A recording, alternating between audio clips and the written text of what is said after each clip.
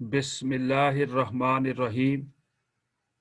Dear student, अस्सलामु अलैकुम व रहमतुल्लाहि व बरकातहू। मैं उम्मीद करता हूँ कि आप सब लोग खैरियत से होंगे। बेटा चैप्टर नंबर 8 किंगडम फंजाई, आज बेटा उसका हम एक टॉपिक पढ़ना चाह रहे हैं और वो है लैंड एडॉप्टेशन ऑफ फंजाई। ये मोस्ट इम्पॉर्टेंट लॉन्ग क्वेश्चन है बेटा। हम ये देखना चाहते हैं कि जो फंजाई हैं जो ड्राई लैंड पे रहती हैं, आमतौर पे तो फंजाई वैसे मॉइस्ट पे ज़्यादा ग्रो करती हैं लेकिन ड्राई पे भी सर्वाइव करने की सलाहियत है।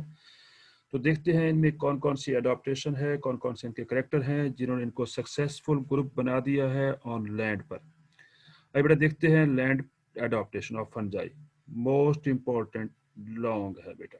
Fungi although grow best in moist habitat, लेकिन फंजाई जो है are found wherever organic matter is present, वहां कहीं आपको उगते हुए नजर आएंगे जहां फूड मौजूद होगी।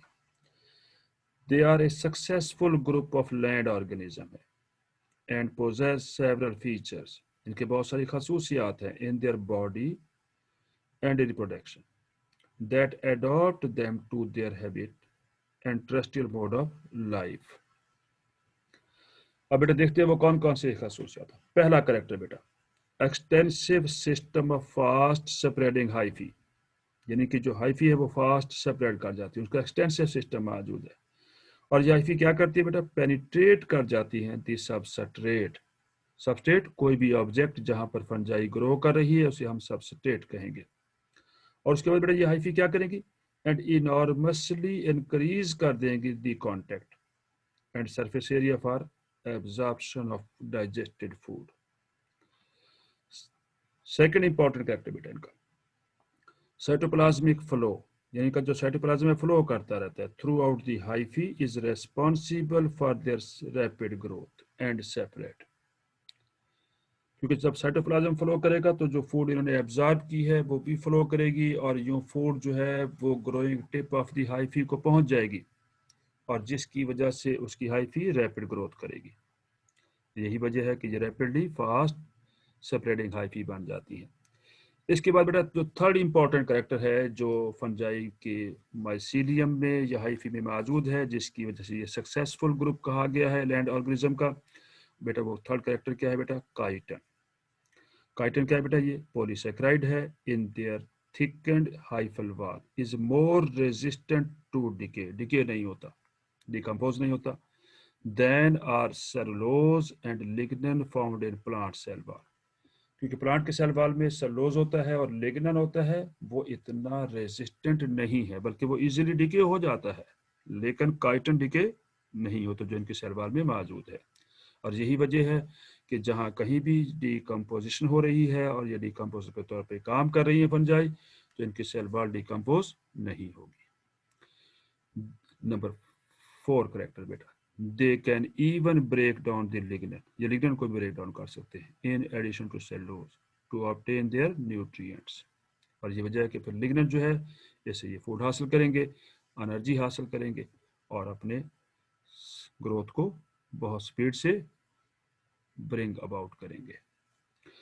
इन सेप्रोब्स जो डेड मेटे रहने वाली फंजाई हैं, certain modified hyphae called rhizoid, ये राइजाइड हैं जो रूट का काम करेंगी बेटा, रूट का फंक्शन परफॉर्म करेंगी। जैसे रूट फंक्शन परफॉर्म करती है हायर प्लांट्स में, यहाँ पर फंजाई में जो मॉडिफाइड हाइफी हैं जिन्हें हम राइजाइड कह रहे हैं, एंकर करेंगी फंगस को टू दी सबस्ट्रेट जहाँ पर फंजाई ग्रो कर रही है, एंड आल्सो डाइजेस्ट करेंगी और देन एब्जॉर्ब दी फूड। यानी ये वही फंक्शन परफॉर्म कर रहे हैं राइजाइड जो मॉडिफाइड हाइफी हैं जो कि एक रूट करती है ग्रीन प्लांट्स में या हायर प्लांट्स के अंदर। बेटा और करेक्टर क्या है, they are very well adapted and to live on land due to the lack of flagellated cell, यानी इनमें जो रिप्रोडक्टिव सेल हैं वो फ्लैजिलेटेड नहीं है और ये वजह इनको वाटर की जरूरत नहीं पड़ेगी। नॉन मोटाइल स्पोर हैं बेटा और कोनिडिया मौजूद हैं जो एफिशिएंटली डिस्पर्स्ड हो जाते हैं, डिस्पर्सल हो जाती है, जिनकी डिस्पर्सल एफिशिएंट डिस्पर्सल है बाय विंड, हवा के जरिए, यानी इनको वाटर नहीं चाहिए डिस्पर्सल के लिए बेटा।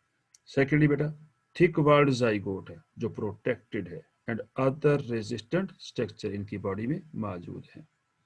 बेटा हाइफी जो है may be modified in such a way as to enable them to reproduce themselves without dependence on external water। यानी ये वाटर पे डिपेंड नहीं करते, वाटर हो या ना हो, इनकी रिप्रोडक्शन मॉडिफाइड हाइफी के जरिए हो जाती है।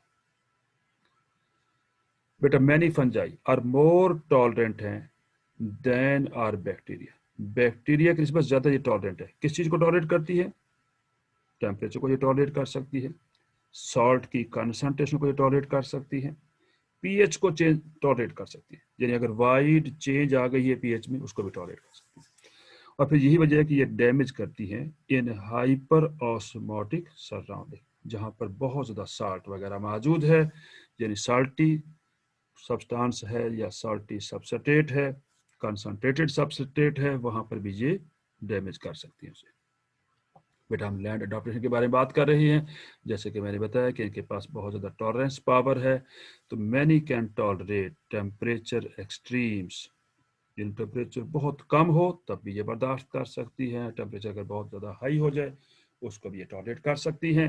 अब टेम्परेचर एक्सट्रीम्स क्या है बेटा? जहाँ पर -5 डिग्री सेंटीग्रेड पे भी ये ग्रो कर सकती है, बिलो फ्रीजिंग पॉइंट, जो बिलो फ्रीजिंग पॉइंट है बेटा। एंड 50 डिग्री सेंटीग्रेड और मोर या इससे भी अबव टेम्परेचर हो तब भी ये उसको बर्दाश्त कर सकती है। नो यू कैन टेल, अब आप यही बात है बता सकेंगे, वाई मोल्ड, जिसे पेंसिलियम कहा गया है, can grow on oranges and jelly kept in A refrigerator. देखिए रेफ्रिजरेटर में जो टेम्परेचर होता है 0 डिग्री सेंटीग्रेड होता है, लेकिन ये -5 पे भी ग्रो कर रही है, while generally bacteria can not, और बैक्टीरिया ग्रो वहां नहीं कर सकती। Thank you very much for watching my lecture, and do remember to subscribe my YouTube channel and give your valuable comments in comments box. Allah Hafiz.